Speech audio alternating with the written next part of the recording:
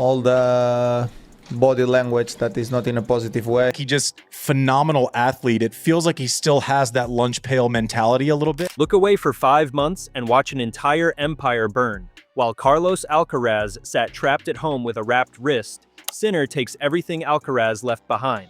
The #1 ranking, the Wimbledon crown, trophy after trophy, gone. No legendary on-court war, no headline-grabbing showdown, just a cold, calculated robbery while the tennis world stared at an empty chair. The ultimate thief? Jannik Sinner.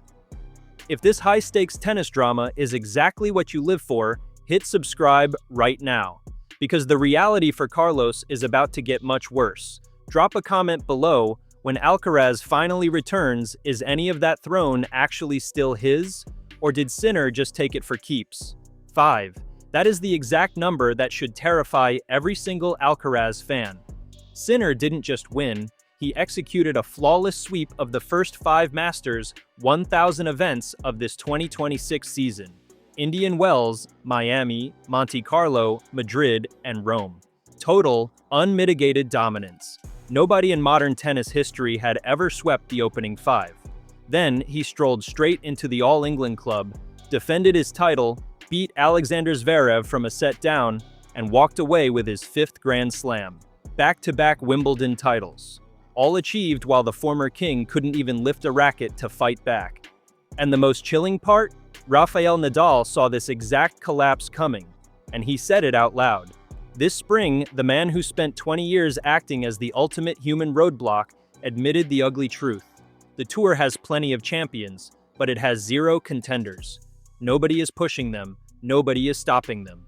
When Rafa Nadal tells you the door is wide open, you believe him. But nobody's stopping him is the soft, media-friendly version of this disaster. Sinner didn't just borrow these titles. He took the ranking, the trophies, the physical territory, and the entire legacy Alcaraz bled for, dismantling it piece by piece while Carlos was flat on his back. One dark question turns this from a sad story into a terrifying reality. What if there is absolutely nothing left for the king to come home to? Let's open the vault, every single asset left behind, and the exact hands holding them right now. Rewind 6 months first, because you can't measure the fall without the height.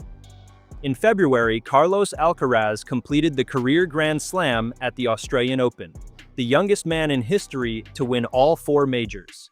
He opened 2026 on a 16-match win streak, stacked the title in Doha, and looked flat-out untouchable. 7 slams at 23 years old, world #1, the sport belonged to him.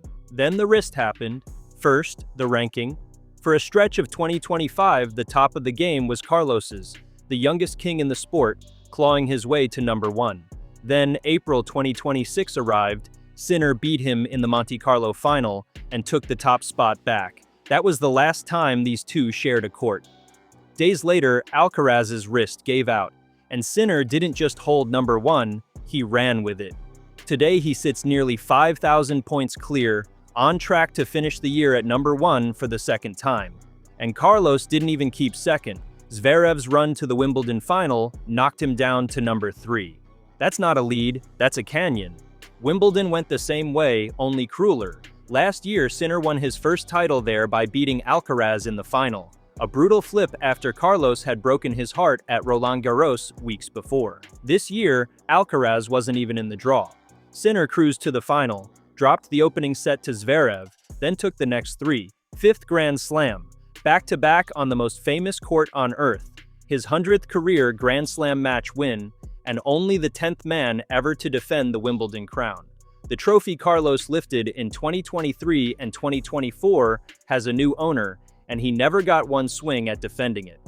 The Masters are where it stops being a story and starts being a horror show. Indian Wells, Miami, Monte Carlo, Madrid, Rome. Sinner won all 5 to open the season, the first player in the history of the Masters 1000 series to sweep the first 5 events of a year. Along the way, he bagged the Sunshine Double, Indian Wells, and Miami back-to-back, and became just the 3rd man ever, after Djokovic and Nadal, to win 4 straight Masters titles. In Rome, he completed the career Golden Masters. Every one of those 9 crowns collected at least once. The clay swing that used to be Alcaraz country, the dirt where Carlos built his legend. Sinner walked in and carried out the furniture. Then there's the big titles lead. Back on the 1st of February, right after Alcaraz won the Australian Open, Carlos led that race 15-11. Slams, Masters, the year-end finals, the trophies that define an era. Since that day, Sinner's won 6 of the next 7. The gap didn't just close, it flipped. 3 years of Carlos stacking silverware, undone in 5 months. Line them up and it looks final. The ranking gone, Wimbledon gone, the Masters swept, the big titles lead flipped. And a legend in Rafael Nadal, on the record, saying nobody out there is even trying to stop it. That's the case everyone's making. It falls apart the second you check the fine print. Start with Nadal because his words are carrying that whole narrative. Go back and read what he actually said. He never said Sinner is burying Alcaraz. He said the tour has no contenders, aimed at the entire field behind the top 2. And in the same breath, again and again, Nadal has backed Carlos. He wanted him to finish the career Grand Slam. Asked point blank by a broadcaster whether Sinner or Alcaraz could become the greatest ever, he pointed to Djokovic's numbers and said the future would decide. No anointing of Sinner, no writing off Carlos. He calls them a duo, 2 players defining a generation, not a takeover. Between them, Sinner and Alcaraz have taken 12 of the last 16 majors. The exact duopoly Nadal was pointing at, not a Sinner solo act. So the man everyone's quoting to bury Alcaraz is one of the loudest voices betting on him. That's not a footnote, that's the whole frame cracking. Look at what Sinner didn't take, the head-to-head. Through every title and every ranking point, Alcaraz still leads their rivalry, 10 wins to 7. Last year, the two of them split all 4 majors and played 3 straight Grand Slam finals in a single season. The first pair in the Open era to do it. When these two stand on the same court, Carlos wins more than he loses. Sinner took the throne, he never took the man. And Sinner's no untouchable machine. Roland Garros this year? Second round. Out early, on the dirt, right before Wimbledon. The Australian Open? Djokovic beat him. A 38-year-old Djokovic. The guy supposedly stopping everyone got stopped twice this season by players who weren't even ranked above him when they did it. Consider the injury itself because it reframes the whole gap. On April 14th, a routine return in Barcelona, Alcaraz's right wrist gave out, an inflamed tendon sheath, the longest layoff of his career, and no firm return date. Not even Carlos knows when he's back. Nearly 5,000 points sounds like another universe, but a huge slice of it only exists because he wasn't there to defend his own. Defending champion in Rome, defending finalist in Paris, a mountain of points from last season sitting on the table, and one that wouldn't let him protect a single point. You don't lose a ranking like that by getting beaten. You lose it by not being allowed to play. That's not a changing of the guard, that's an asterisk with a calendar attached. Because look at what's waiting. Alcaraz is the defending champion at the Cincinnati Masters and the US Open, the next 2 big stops on the schedule. And here's the twist that should keep Sinner up at night.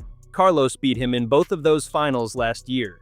Cincinnati, where Sinner retired, hurt down 5-love. The US Open, where Alcaraz won in 4.